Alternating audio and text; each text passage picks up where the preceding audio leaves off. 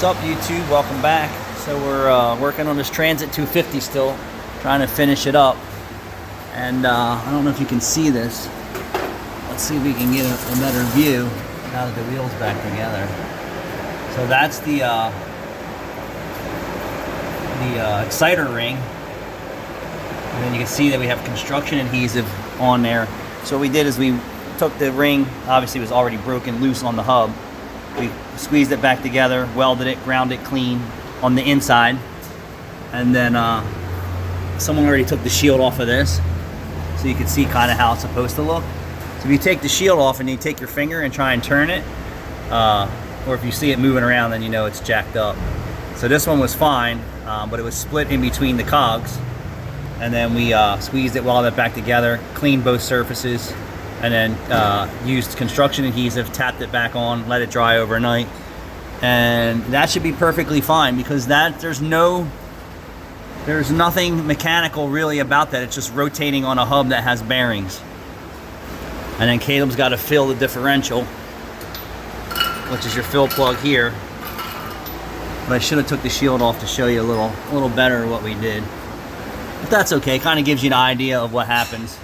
It's not uncommon for, especially Fords for some reason or another, that the pulse signal from the ring, they split, typically from the rust.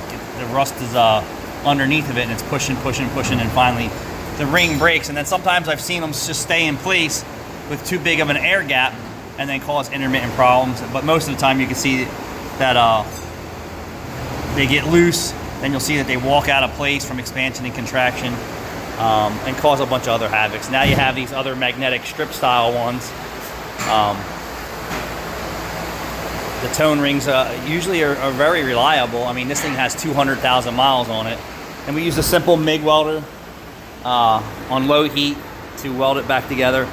Sometimes if it's an easy accessible spot and it just happened or something like that, if you squeeze it back together and the air gap's tight, you can just tack weld that right in place. And move forward. I mean, I've done that many times. And then the control arm was a nightmare on this thing. It was seized.